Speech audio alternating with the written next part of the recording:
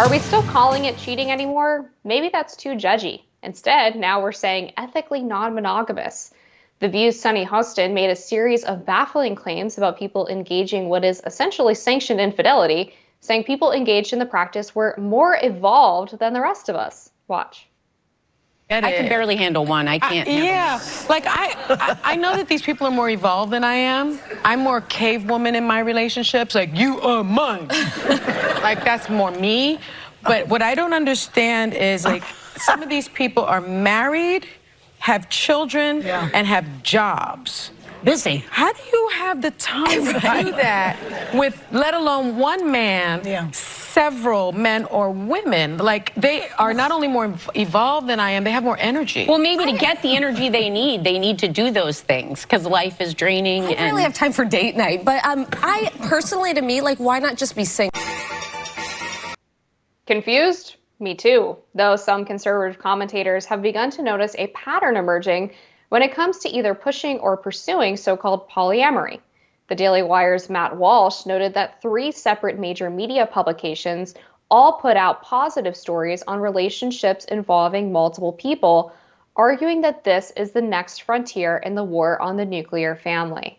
I've seen these stories, Jessica, and I have to say I always feel for the kids involved in this situation. I can't imagine what it must feel like to find out that your parents are sleeping around with other people and the complications that that might bring to a normal family life at home, especially in the cases where these parents end up getting involved with the parents of their kids' friends. It just all seems very messy. I mean, there's study after study that shows the nuclear family with parents who get along and are monogamous is the best way to raise healthy and mentally well children. And so it just seems very selfish to me when parents of all people get involved in these types of supposedly ethically non-monogamous relationships. Yeah, I think we have a lot of single mothers. We have a lot of divorce in the country. I think a lot of people who go the route of polyamory are people who consider themselves promiscuous. They don't want to have only one sexual or romantic partner. A lot of people, are only polyamorous when it comes to sex. Some people are only polyamorous when it comes to romance. Some people do both. It's very different based on the person. To me, anyone I've met who goes on this path tends to be someone who has cheated in the past. They consider themselves someone who just wants to do relationships differently, where they have multiple sexual partners. They think that they're not meant to only have one. And so I can see a world where there is an ethical arrangement and it's not cheating and, both partners agree, both partners are down for it, both partners are happy. It's just, it doesn't always end up that way. I can understand people's thinking going into it, but I would never do it myself, not only because I'm definitely the type of person that only has eyes for one person when I like them, and I expect the same of my partner if we're going to be in a relationship together. If not, just be single. I think polyamory is kind of this alternative to what we used to have, which was my mom's perspective and her generation. You're single until you're married, until you have a ring. You're not a taken woman. And so things got a little bit different once we started to get into long-term serious relationships without that kind of lifelong commitment. And maybe some people aren't ready for that. And so I think polyamory is potentially also the product of some people not wanting to get into a long-term loyal relationship and wanting to date around, but doing it over a longer period of time. It seems to me that it's not a threat to the nuclear family, just a different way people are approaching dating. I don't understand it because I don't do it, but that's my take from the people I know that are exploring it. Yeah, I guess I have more sympathy if it's done prior to marriage when people are dating around, so to speak. But I feel like once you're in a marriage or a long-term relationship and you decide to open the relationship retroactively, you're basically just asking for resentment and for that relationship to fail miserably, especially if you both go into it believing that you're going to be monogamous. And I don't understand Sunny Hostin's comments that this is more evolved somehow.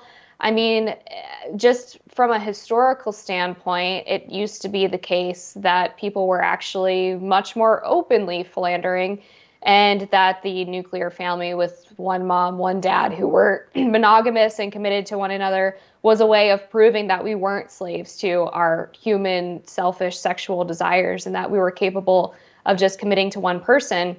And the whole point of establishing a marriage was, I mean, besides obviously the religious aspect, which is a separate conversation we can have another time, but from a sociological standpoint, marriage was intended to be a contract such that man and woman could share duties in raising children and do it in a way that was best for each other, and they could trade off responsibilities. So, I mean, the reason that you would ask your partner to be monogamous is, one, to prevent the spread of STDs and other illnesses. Two, to prevent your partner from having a child with someone else that would take their time and resources away from helping to raise your children. And then also just to share love and companionship with one another and to devote that only to one other person. So I mean, just from the term ethical alone, the idea that it would be ethical to take away time, resources, love from your partner, from your children, just doesn't compute with me. Yeah, I think what's going on here is Matt Walsh is maybe more concerned about the threat to the nuclear family than he should be. It's also, in my opinion, who cares? You know, if someone wants to, be a gay household and raise kids that way, that's fine. I care way more about the attention and quality of care that the kid is getting than the gender of the people raising them. If you can be a present mom or dad and also have a polyamorous relationship where you're seeing other people, great. If you guys can work that out and give the kid the full attention they need to be, a full adult who gets the care that they need from home, the nurturing they need, the education and resources they need, I'm like totally cool with it. But I do really think polyamory is more popular among young people. I agree that I don't see it as something that's more evolved, but I definitely see it as an alternative to this kind of F-boy era of people just cheating when they don't want to be loyal to someone. So saying, hey, like, I'm not the type of person that wants to do that right now. And if you're not okay with that, you can be like, no. So there's still also this incentive for people to lie, but I think it's a bit of an alternative to people who are seemingly emotionally damaged. I really think that's why people tend to cheat and be dishonest in relationships. They've got some trauma to work through. But they can do that in therapy or on their own. That's none of my business. But I think like when you're hurting other people, if you're going to take this route of trying to be ethical and say, hey, I can't just be with one person, I think that's better than cheating. But I would never pursue a relationship like that. I just can't imagine that there would ever be a situation where a polyamorous relationship in a marriage did not damage the kids.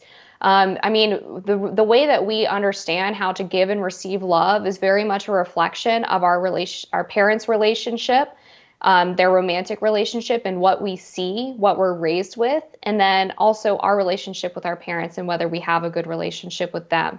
And the idea that a child would see their parents going off with other people and essentially betraying their significant other on a regular basis, I just can't imagine that that child would be able to grow up and have a view of a healthy monogamous relationship in a way that's best oriented towards having a marriage and raising a family to produce healthy children. It seems like a vicious cycle to me. And I mean, research has backed up the idea that a two-parent household where the parents are monogamous with one another is the best way to raise a healthy child. I mean, we see repeatedly that parents who argue a lot, parents who cheat, parents who are not home as much as they should be, single parents produce worse outcomes in terms of raising healthy kids. So I just think it would be a dereliction of duty for us as a society to at all in any way encourage the breakdown of that traditional structure that has just been proven over and over again to rear the best kids.